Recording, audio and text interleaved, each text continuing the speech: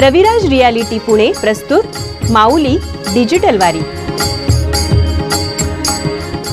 नमस्कार, मी साक्षी। मराठ्यांच्या डिजिटल वारी या भागात आज आपण पाहणार आहोत। कोरोनाच्या महामारीने जगाला संकटात टाकलं आहे। यामुळे उद्योगधंदे संकटात सापडले आहेत। आर्थिक मंदीची परिस्थिती निर्माण झाली आहे आणि लाखो लोकांच्या पोटा पाण्याचा प्रश्न निर्माण झाला आहे। अशा तणावाच्या काळात माणसामध्ये नैराश्य निर्माण होणं साहजिकच आहे। बहुधा याच नैराश्यातून बॉलिवूडमधील उमदा अभिनेता सुशांत सिंग राजपूत यांना आत्महत्या केली आणि या मानवी ताणतणावावर नैराश्यावर चर्चेला सुरुवात झाली। अशा प्रकारच्या तणावाचं व्यवस्थापन करण्याची कॅनबाची मेड पंढरीच्या वारकऱ्यांना सापडली आहे। ही मेड म्हणजे नैराश्य झटकणारे, मनाला उभारी देणारे संतांचे विचार। त्याबद्दल सांगतायत संत साहित्याचे गाढे अभ्यासक डॉक्टर श्रीरंग गायकवाड।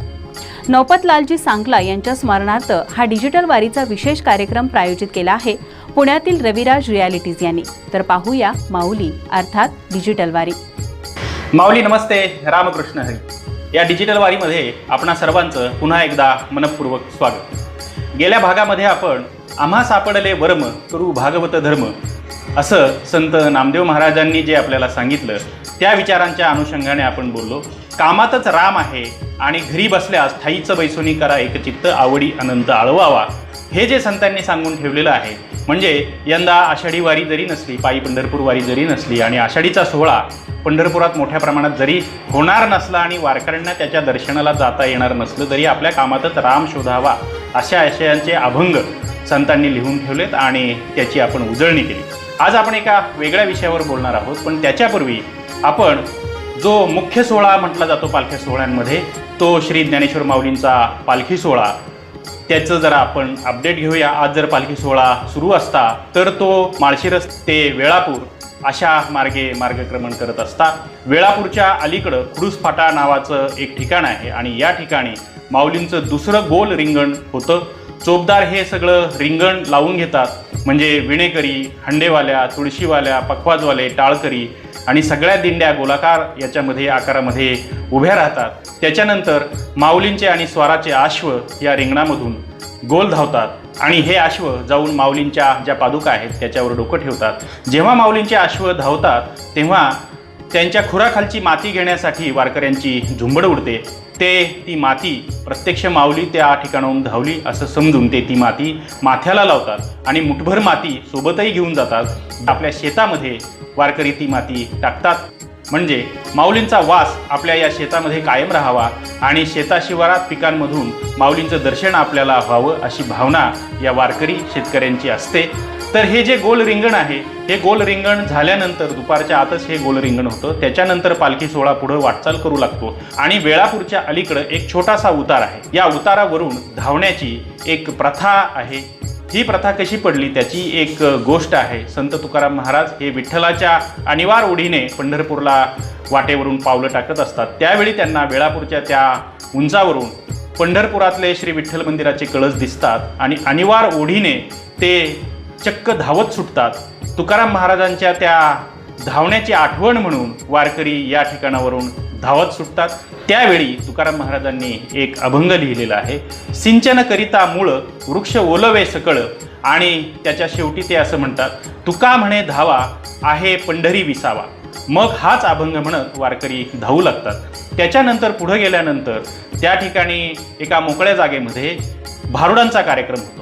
संत एकनाथ महाराज, ज्यांना नाथबाबा असं म्हणतात, त्यांनी जनखेळकर केला, म्हणजे त्या प्रकारच्या साहित्य रचना केल्या आणि सर्वसामान्य माणसांना त्यांच्या रोजच्या कामांची जी रूपक आहेत त्याच्यामधून बोध देण्याचा प्रयत्न केला। त्याच्यापैकीच एक साहित्य रचना म्हणजे भारुड होय। या भारुडांमधून त्यांनी जनतेमध्ये ज्ञानाचा संदेश दिला आणि हीच भारुडं या ठिकाणी सादर होतात आणि मग पुढं पालखी सोहळा वेळापूर मुक्कामी पोहोचतो। वेळापूरला अर्धनारी नटेश्वराचं मंदिर आहे। या ठिकाणी वारकरी दर्शनासाठी जातात। हरिहरा नाही भेद असं संतांनी सांगून ठेवलेलं आहे, म्हणजे विष्णू आणि शिव यांच्यामध्ये भेद नाही, हे एकाचे हृदयी आहेत, म्हणजे एकमेकांमध्ये ते अत्यंत मिसळून गेलेले आहेत आणि एकरूप आहेत असा संदेश त्यावेळी सगळ्या संतांनी दिला आणि तोच संदेश, त्याच संदेशाचं आचरण करत वारकरी या ठिकाणी दर्शनाला जातात। आता आपण आजच्या विषयाकडे येऊ। वारी का करायची, पंढरपूरला का जायचं, संतांचे अभंग का म्हणायचं, असं ज्या ज्या वेळी विचारलं जातं त्या त्यावेळी त्याचं उत्तर असं आहे, वारी म्हणजे एक सकारात्मक ऊर्जा. वारी म्हणजे स्वप्न, वारी म्हणजे आशा, वारी म्हणजे रोजच्या जगण्याला बळ देण्याचा ऊर्जेचा अखंड स्रोत. म्हणजे जर तुम्हाला वर्षभर आपल्या कामामध्ये रमायचं असेल आणि त्या कामाला ऊर्जा हवी असेल तर तुम्ही पंढरीच्या वारीला जायला पाहिजे. एक तरी ओवी, अभंगाचं एक तरी चरण अनुभवायला पाहिजे असं संतांनी सांगितलेलं आहे. कारण या गोष्टी तुम्हाला सकारात्मक जगण्याचं बळ देतात. आपल्या आयुष्यामध्ये सुख दुःख हे सतत येत आणि जात राहतात. काळ येतो आणि जातो. रोजच्या जगण्यात कायम सुख असं कधीच नसतं. संत तुकाराम महाराज तर म्हणतात, सुख पाहता जवा पाडे आणि दुःख पर्वता एवढे. तेव्हा या ज्या गोष्टी आहेत या सहन करण्याचं किंवा एक समान दृष्टीनं त्याच्याकडं पाहण्याचं जे बळ आहे, जी दृष्टी आहे ती आपल्याला वारी देते किंवा संतांचं साहित्य देतं. वारीच्या वाटेवर तर त्या सुखदुःखांचा सामना करण्याचं, सुखदुःख ॲडजस्ट करण्याची सवय वारकऱ्यांना लागते आणि म्हणून ऊन वारा पाऊस झेलत वारकरी या वारीच्या वाटेवर जातात. आता तरी जरा वारीच्या वाटेवर सुविधा निर्माण झाल्यात. त्या काळी म्हणजे 13व्या शतकात तर अशा प्रकारच्या कुठल्याही सुविधा नव्हत्या. त्यामुळं डोंगर दऱ्या ओलांडून आणि ऊन पावसात हे वारकरी वाटचाल करत जायचे. त्यामुळं एक निसर्गाच्या आतमध्ये, एक निसर्गामध्ये असलेली सुखदुःख अडचणी झेलण्याची सवय या वारकऱ्यांना लागली होती. अजूनही वाटचालीवर तुम्ही चालत असताना माणूस अंतर्मुख होतो, माणूस विचार करतो आणि आपल्यावर जी दुःख आलेली आहे त्याला कशा पद्धतीने आपण तोंड देऊ शकतो अशा प्रकारचा विचार माणूस अंतर्मुख झाल्यावर करतो आणि त्याला जोड मिळते ती संतांच्या सकारात्मक बळ देण्याच्या विचारांची, अभंगांची. आणि म्हणून हे अभंग म्हणायचे असतात आणि म्हणून हे वारीची वाटचाल करायची असते. आता ही चर्चा आपण सगळी का करत आहोत तर सध्या जगावर कोरोना महामारीचं संकट घोंगावते. गेले 4 महिने होऊन गेले, अजूनही कोरोना बेपत्ता होण्याचं नाव घेत नाही आणि याच्यामुळं अनेक देशांची अर्थव्यवस्था कोलमडून पडलेली आहे. जागतिक आर्थिक मंदीची चिन्ह आता दिसू लागलेली आहेत. अनेक उद्योगधंदे आपल्याकडचे कोलमडून पडलेले आहेत. त्याच्यामध्ये नोकऱ्या करणाऱ्यांच्या नोकऱ्या गेलेल्या आहेत आणि अशा पद्धतीने या वातावरणाचा परिणाम माणसाच्या मनावर झाल्याशिवाय राहत नाही. माणसाचं मन नैराश्यानं गोठून जातं. अशा परिस्थितीत कुठंतरी एक आशेचा दिवा, कुठंतरी एक सकारात्मक विचार माणसाच्या मनात निर्माण व्हावेत याच्यासाठी ही पंढरीची वारी आपल्याला मदत करते, आपल्याला बळ देते आणि हे जगण्याचं बळ घेऊनच माणूस पुढं आयुष्यात वाटचाल करत असतो. गेल्या काही दिवसांमध्ये बॉलिवूडचा एक उमदा अभिनेता सुशांत सिंग राजपूत यानं आत्महत्या केली आणि माणसाच्या मनात हे जे नैराश्याचे विचार येतात त्याच्यावर माणसाला मात करायला पाहिजे अशा पद्धतीची चर्चा सुरू झाली. त्याच अनुषंगाने आपण हे संतांचे विचार त्यांच्याकडे आपण पाहायला पाहिजे आणि म्हणून हे संतांचे विचार आणि म्हणून ही वारी किंवा त्या अनुषंगाने आपण एकमेकांशी बोललं पाहिजे अशी ही आत्ताची काळाची गरज आहे. प्रत्येक संताने या नैराश्यावर किंवा मानवी जीवनात येणाऱ्या सुखदुःखावर विचारमंथन केलेलं आहे, अभंग लिहिलेले आहेत आणि निराशेवर कशी मात करावी हे आपल्याला सांगितलेलं आहे. संत सावतामाळी यांच्यावर आपण बोललो. कांदा मुळा भाजी अवघी विठाबाई माझी असं म्हणणारे संत सावतामाळी आपल्या कामातच राम शोधत असतात. देव त्यांना भेटायला आरणभेंडी या त्यांच्या गावी शेताशिवारात मळ्यात जातात, त्यांना कामात मदत करू लागतात. यावर आपण बोललेलो आहे. या संत सावतामाळ्यांनी एक अत्यंत सुंदर असा अभंग लिहिलेला आहे. समयासी सादर व्हावे देव ठेविल तैसे राहावे. अभंग नुसता म्हटला तरी आपल्याला त्याच्या फारसा अर्थाचा उलगडा न करता तो आपल्या मनात जातो, तो आपल्या मनात झिरपतो. जर आपण लक्षपूर्वक कान देऊन ऐकलं तर आपल्याला ते अनुभवायला येतं. समयासी सादर व्हावे देव ठेविल तैसे राहावे.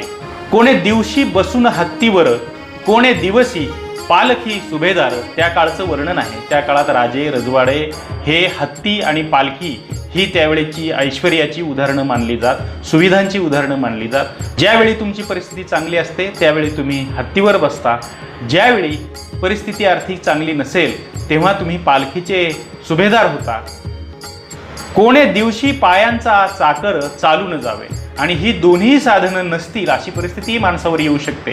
त्यावेळी पायांची चाकरी करावी म्हणजे पायांनी चालत आपल्याला जिकडं जायचंय तिकडं जावं अशा पद्धतीचं वर्णन संत सावता महाराज करतात.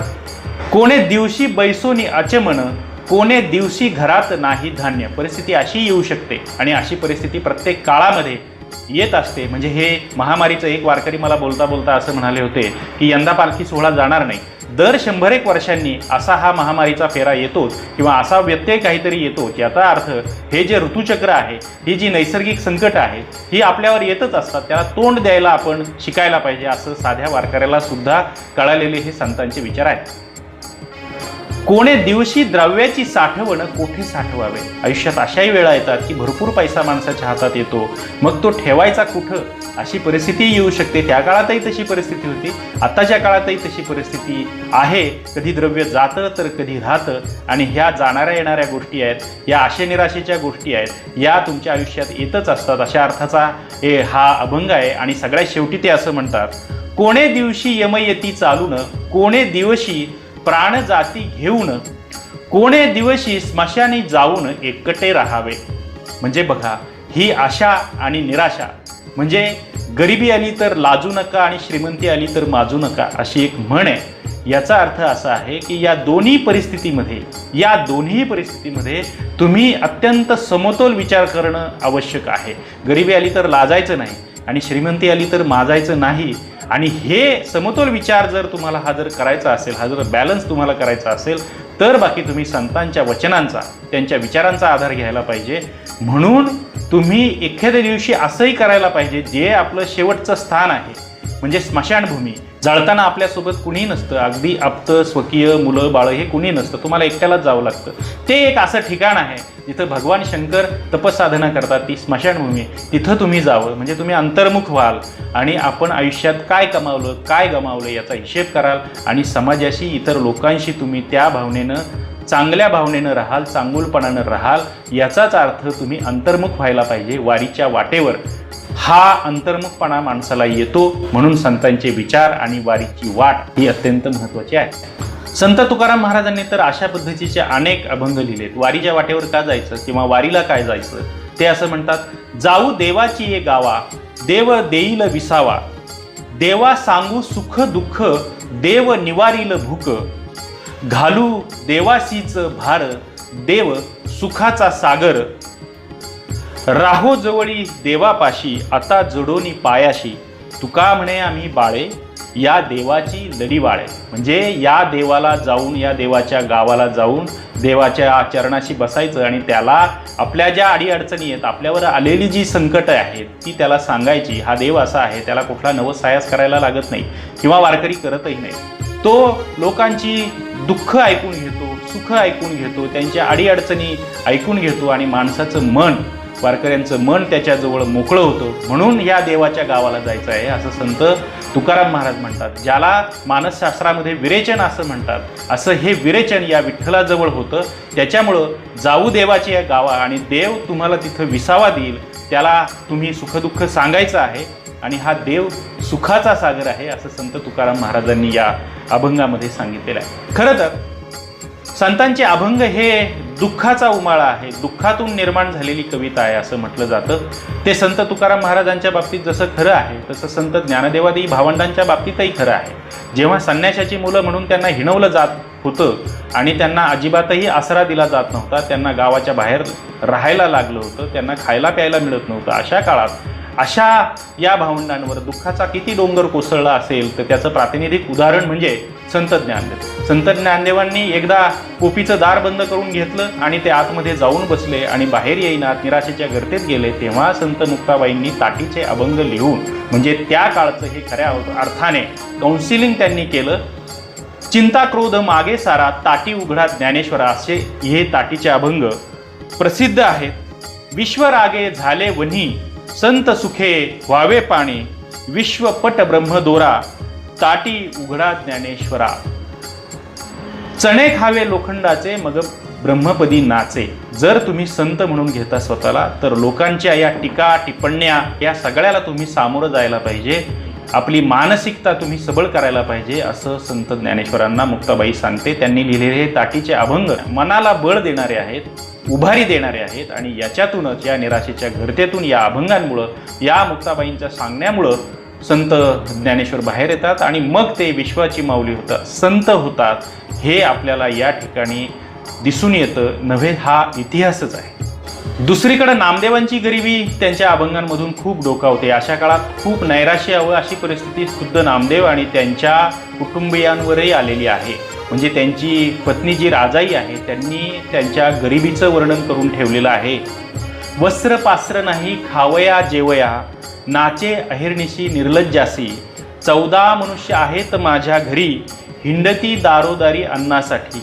या अत्यंत परमभक्त असलेल्या श्री नामदेवांच्या वाट्याला अशा प्रकारची गरिबी यावी, हे नैराश्य कधीही खरं तर न जाणारं असं होतं. पण नामदेवांनी त्यांच्यावर मात केलेली आहे आणि नामदेवांनीच नव्हे तर त्यांच्या कुटुंबियांनी या सगळ्या निराशेवर मात केली. हे सगळं कुटुंब आपली गरिबी, दुःख, दैन्य, दारिद्र्य हे सगळं विसरून आणि जनप्रबोधन करणारे, लोकांमध्ये ज्ञानाचा प्रकाश पाडणारे, लोकांमध्ये ज्ञानाचा दिवा लावणारे असे अभंग लिहितात. संत नामदेव तर पंढरपुरातून अगदी अफगाणिस्तान, पंजाब, काश्मीर इथपर्यंत जातात आणि लोकांमध्ये ज्ञानाचा दिवा ते लावतात. म्हणजे आपलं दुःख विसरून लोकांमध्ये जाऊन त्यांची दुःख दैन्य समजून घेण्याचं काम संत नामदेव करतात. संत नामदेवांच्या दासी म्हणवणाऱ्या संत जनाबाईंनी तर त्या काळात महिलांना खूप अधिकार दिला. जेव्हा महिलांना साधं घराबाहेर पडण्याचा सुद्धा प्राज्ञा नव्हती, आज्ञा नव्हती, त्या काळात संत जनाबाई त्यांना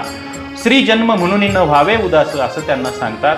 आणि डोईचा पदर आला खांद्यावरी, भरल्या बाजारी जाईन मी, असं स्वतःचं उदाहरण घालून देत तुम्ही मुक्त व्हा, तुम्ही तुमच्या अधिकाराप्रत सजग व्हा असं त्या सगळ्या महिलांना सांगतात आणि त्यांच्यात एक प्रकारची सकारात्मक ऊर्जा भरतात.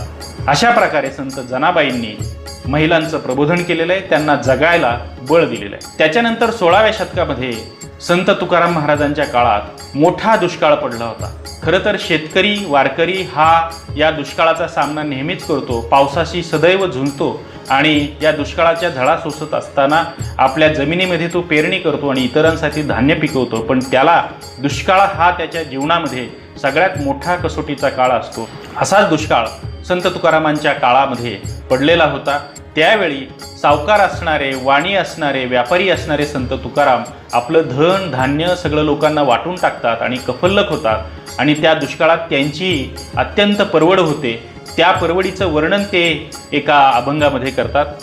संसारे झालो अतिदुःखे दुःखी, माय बापसेकी क्रमिलिया, दुष्काळे आटिले द्रव्य नेला मान, श्री एकी अन्न अन्न करता मेली, लज्जा वाटे जीवा त्रासलो या दुःखे, व्यवसाय देखे तुटी येता. या दुष्काळानं त्यांचं आईबापाचं छत्र हिरावून नेलं. त्यांची एक पत्नी अक्षरशः अन्न करता गेली आणि सगळा व्यवसाय त्यांचा बुडाला. अशा काळामध्ये अत्यंत कफल्लक झालेले आणि दुःखी कष्टी झालेले संत तुकाराम हे शेवटी अभंगांचा आधार घेतात, संतांच्या वचनांचा आधार घेतात आणि त्यांच्यानंतर जगाला आधार देणाऱ्या अभंगांची निर्मिती करतात. माणूस जेव्हा जेव्हा दुःखामध्ये असतो, निराशेमध्ये असतो, तेव्हा खेडोपाड्याचा निरक्षर माणूस, शेतात राबणारा, कष्ट करणारा शेतकरी हे तुकारामांचे अभंग म्हणत असतो आणि हे शब्द त्यांना जगायला बळ देत असतात. मला असं वाटतं संतांनी दिलेला हा संदेश, हे चैतन्य, हे ऊर्जा, जगणं, जीवन हे माणसाला एकदाच मिळतं आणि ते अत्यंत सकारात्मक पद्धतीने, आशावादाने जगायला पाहिजे. हा संदेश या पंढरीच्या वाटेने आणि संतांनी आपल्याला दिलेला आहे, तो आपण समजून घ्यायला पाहिजे. आणि शेवटी दुरितांचे तिमिर जावो, विश्व सुधर्म सूर्य पाहो, जो जे वांछील तोते लाहो प्राणी जात.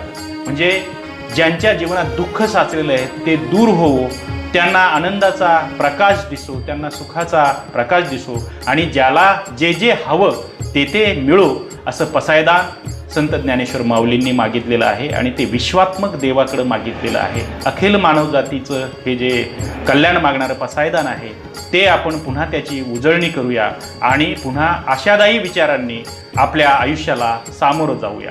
धन्यवाद.